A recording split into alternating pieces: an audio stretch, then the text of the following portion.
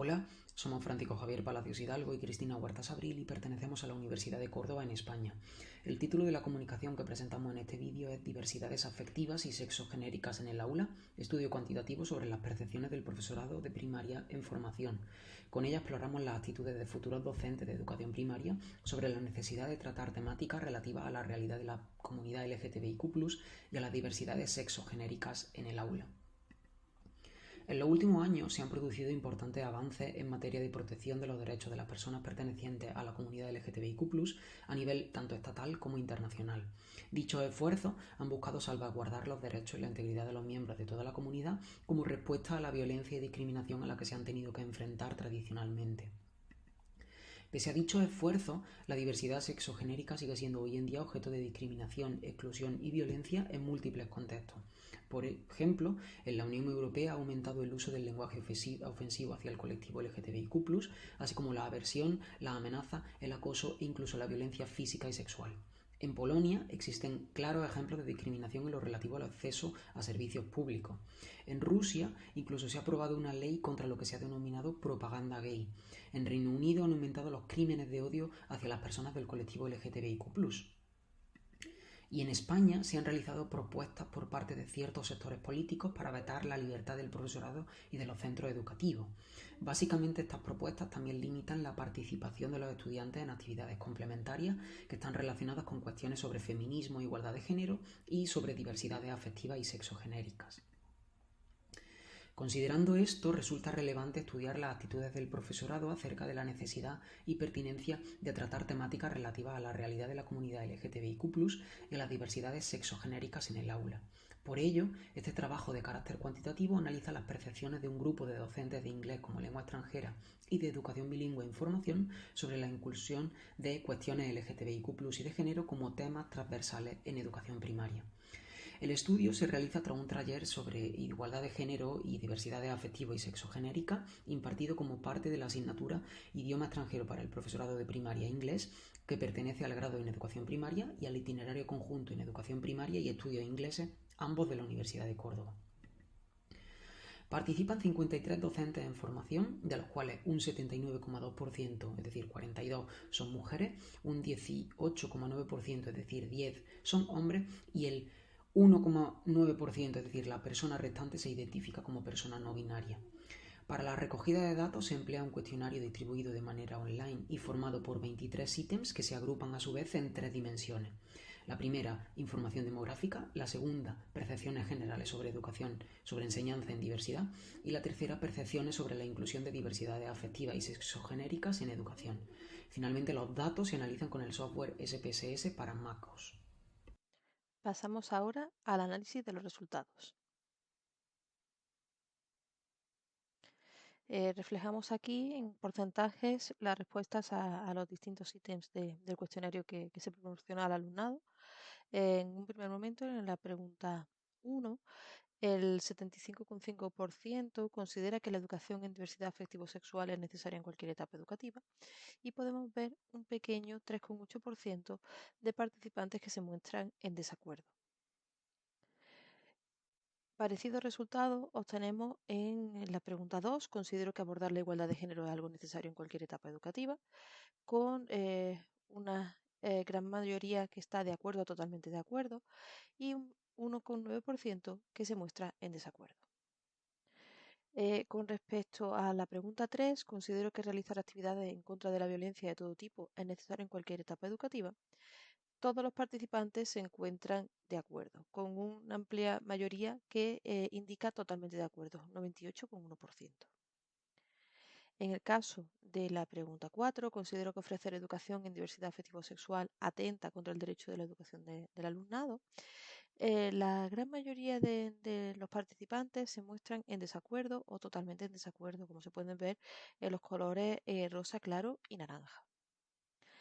La pregunta 5 muestra una distribución menos homogénea que en los casos anteriores, y podemos ver que con respecto a la idea de que si consideran o no que la educación en diversidad afectivo-sexual debe ser decisión exclusiva de los centros educativos, tenemos tanto un 30,2% que se muestra totalmente en desacuerdo, o un 32,1% que está en desacuerdo, Tenemos también, por otra parte, un 24,5% y un 13,2% que se muestran de acuerdo o totalmente de acuerdo, respectivamente. Con respecto a la pregunta 6, considero que la educación en diversidad afectivo-sexual debe ser decisión exclusiva de los padres, vamos, de las familias. Tenemos también una distribución, si bien en este caso la inmensa mayoría se muestra totalmente de acuerdo o de acuerdo. Con respecto al hecho de que sea una cuestión exclusiva de los centros educativos, tenemos las cuatro respuestas posibles, totalmente de acuerdo, 13,2% y de acuerdo 28,3%, pero la mayoría de los participantes están en desacuerdo o totalmente en desacuerdo. Con respecto a la pregunta 8, que debe ser exclusiva de las familias, tenemos aquí que más del 90% se muestra en desacuerdo o totalmente en desacuerdo. Con respecto a la pregunta 9, que se deben realizar actividades en contra de la violencia de todo tipo como responsabilidad exclusiva de los centros educativos, tenemos también una distribución de opiniones. Tenemos desde el 17% que se encuentra totalmente de acuerdo al 32,1% que se encuentra totalmente en desacuerdo.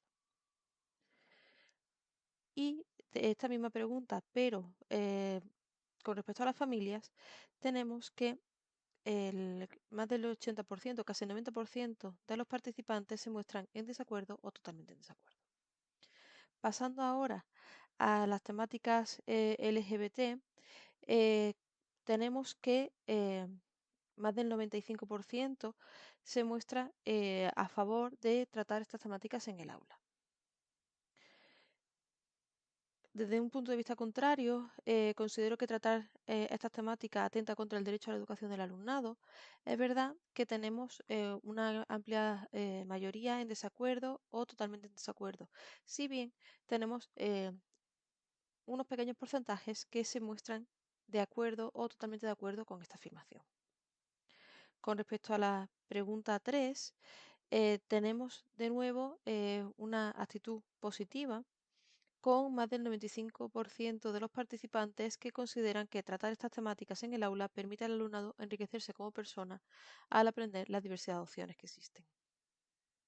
Con respecto a la pregunta 4, tenemos unanimidad, puesto que las temáticas LGBT se consideran que pueden ayudar a que el alumnado de este colectivo se pueda conocer mejor como persona. Con respecto a la pregunta 5, utilizar estas temáticas como una especie de vía de escape para que el alumnado que, mm, que sufre situaciones de intolerancia o de bullying por su identidad de género o su orientación sexual pueden ayudarlo en este sentido, tenemos de nuevo una amplia mayoría que se muestra de acuerdo, con más del 90% de los participantes. Sin embargo, tenemos dos pequeños porcentajes del 3,8% que se muestran totalmente en desacuerdo o en desacuerdo.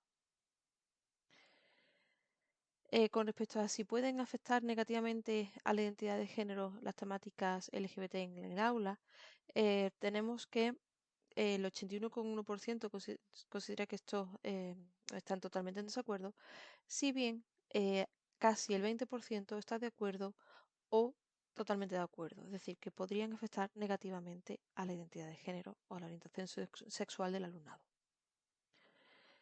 Con respecto a la pregunta 7, eh, que aborda la formación docente, como podemos ver, existe unanimidad total de que es necesaria esta formación para poder tratar temáticas LGBT en el aula.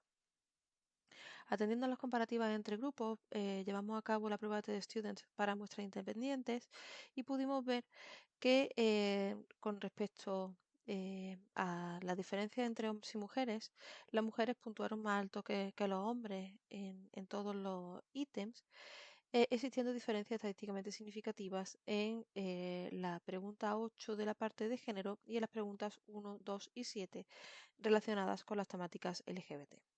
De igual modo, teniendo en cuenta la orientación sexogenérica de los participantes, las personas que pertenecían a este colectivo puntuaron más alto que los que no.